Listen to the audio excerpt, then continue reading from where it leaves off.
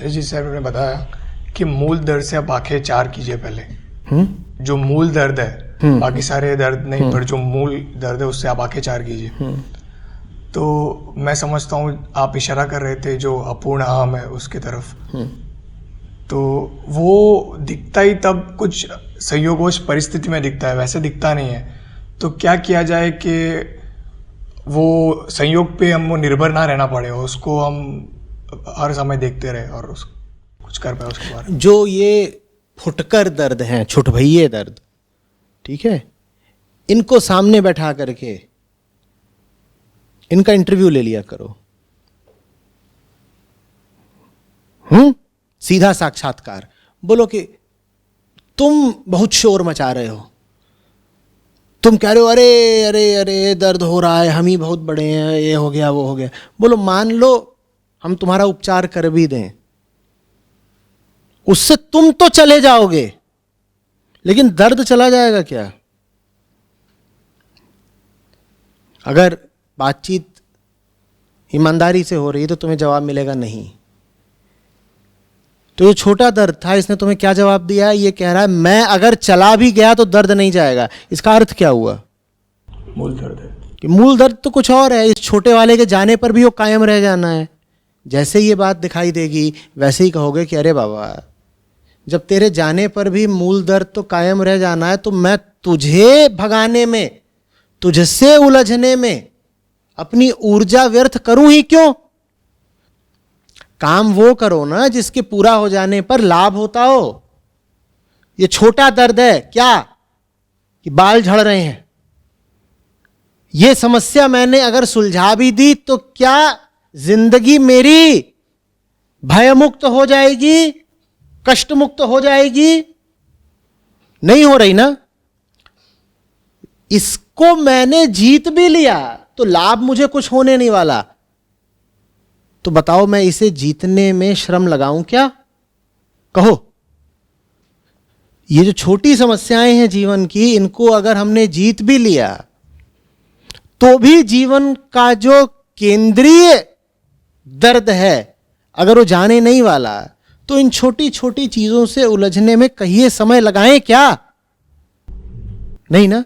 पर यह बात तभी स्पष्ट होगी जब उस छोटी चीज को पहले आप सामने बैठा करके खुली चर्चा करोगे। आप कहेंगे ठीक है, तू शोर बहुत मचाता है, तू बार बार मेरा ध्यान खींचता है कि अरे अरे अरे ये समस्या ये समस्या। छोटी समस्या यही करती है ना, वो तो बाद में लगता है छोटी हैं, जब होती हैं तो वही बहुत शोर मचाती हैं, बिल्कुल आपका सारा ध्यान ले लेती हैं। तो मैं कह रहा हूं उनसे बात करिए, उनसे कहिए ठीक है हम तुम्हारा समाधान करे देते हैं, लेकिन तुम एक वादा करो, हम तुम्हारा समाधान करेंगे तो हमारा समाधान कर दोगे। तुम्हारे जाने के साथ ही हमारी जिंदगी से सब कष्ट भी चला जाना चाहिए। कहो कर सकते हो ये वादा?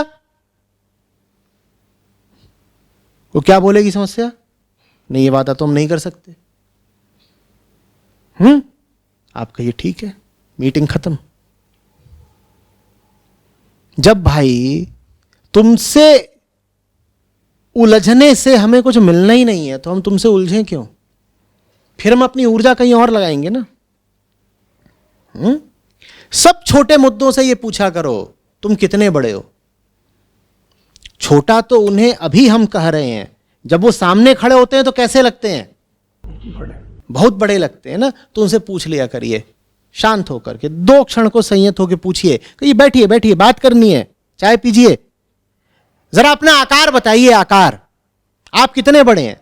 और आपके आकार का प्रमाण यह होगा कि जब आप नहीं रहेंगे तो आपके साथ हमारी कितनी समस्याएं नहीं रहेंगी।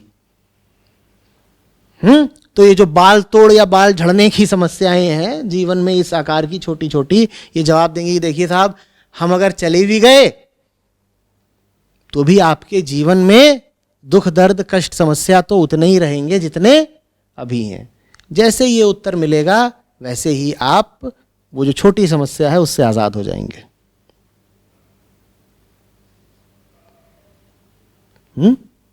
पूछा करो, छोटी लड़ाइयों में उतरने से पहले पूछा करो कि इस छोटू को अगर मैंने जीत भी लिया तो मुझे मिलेगा क्या? लेकिन इसको जीतने में मैं जो समय और ऊर्जा लगाऊंगा वो मेरा बड़ा नुकसान कर देंगे। ऐसी लड़ाई लड़ना चाहते हैं जिसमें जीत गए तो कुछ पाएंगे नहीं, लेकिन जीतने की प्रक्रिया में काफी कुछ गंवा देंगे। लड़नी है ऐसी लड़ाई, ऐसी लड़ाइयों को क्या करना चाहिए? दाएं बाएं कर देना चाहिए, उपेक्षा कर देनी चाहिए। जब ये सब छोटी चीजों की उपेक्षा करने लगोगे, तब वो सामर्थ्य जगेगी, तब वो दृष्टि उठेगी कि जो मूल समस्या होगी सीधे उस पर निशाना लगा पाओगे। पुरानी लड़ाइयों में देखते नहीं थे, अब जैसे चक्रव्यूह था, चक्रव्यूह याद है ना? चक्रव्यूह कौन सा? महाभारत वाला। तो उसमें सब चक्र होते थे, उनको काटते काटते अभिमन्यु आगे बढ़ रहा था, ये सब। तो बाहर चक्र बनाए जाते हैं जिनके मध्य में कौन बैठा होता है? जो केंद्रीय लक्ष्य होता है। और चक्र व्यूह बनाने वाले की, व्यूह रचना करने वाले की मंशा ये होती है कि वो जो विपक्षी है वो उलझ के रह जाए, बाहरी चक्रों में छोटी छोटी समस्याओं में उलझ के रह जाए, भीतर आने ना पाए। तुम्हें क्या लग रहा है जो सबसे बाहरी चक्र है उसमें महापराक्रमी शूरवीर खड़े किए जाते हैं? उसमें कौन खड़े किए जाते हैं? सब अदने पैदल प्यादे सिपाही, इन्हें खड़ा कर दिया जाता है। इन्हें खड़ा कर दिया जाता है ताकि तुम इन्हीं में उलझे रह जाओ। दूसरे दिन दुर्योधन वगैरह ने किया क्या था? अर्जुन ने तो शपथ उठा ली थी कि या तो आज सूर्यास्त होने से पहले मार दूंगा जयद्रथ को, नहीं तो खुद जल मरूंगा। तो उन्होंने क्या करा था? उन्होंने जयद्रथ को बिल्कुल ऐसे बीच में छुपा दिया था और सामने एक एक करके जितने योद्धा थे वो सब खड़े कर दिए थे। जिन सबसे पहले कौन मिला बाहर बाहर? जो सबसे छोटा खिलाड़ी, कि जितना ये रोक सकता है अर्जुन को यही रोक दे। फिर उसके बाद उससे बड़ा खिलाड़ी, फिर और बड़ा खिलाड़ी, और बड़ा खिलाड़ी। ऐसे में जानते हो कृष्ण क्या करवा रहे थे अर्जुन से? अब अर्जुन को जयद्रथ की ओर बढ़ना है, एक आंख सूरज पर भी लगी हुई है कि सूर्यास्त नहीं होना चाहिए भैया।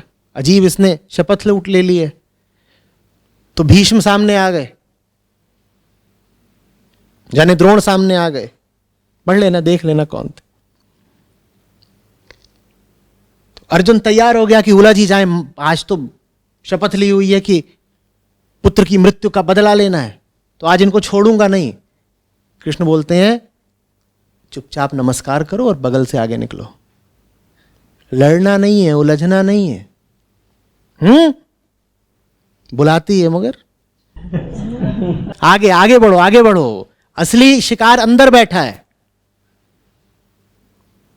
असली शिकार अंदर बैठा है।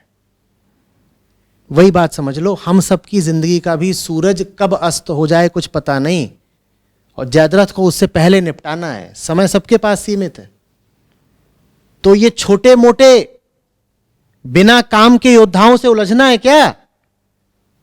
इनको तो प्रणाम करके आगे बढ़ो। बोलो तुमसे उलझ लिए तो वो जो असली शिकार बैठा है वो बच जाएगा, उसको नहीं बचने देना है। आ रही बात समझ में? वो जो असली शिकार है, महाभारत में उसका नाम था जयद्रथ, अध्यात्म में उसका नाम है अहंकार। वही जो अंदर वाला है, वो अपने बहुत सारे ये छोटे मोटे सेवक सावक और छोटे मोटे दुमछल्ले भाई बहन ये सब प्यादे खड़े कर देता है। इनसे उलझने का नहीं, असली की ओर जाना है सीधे।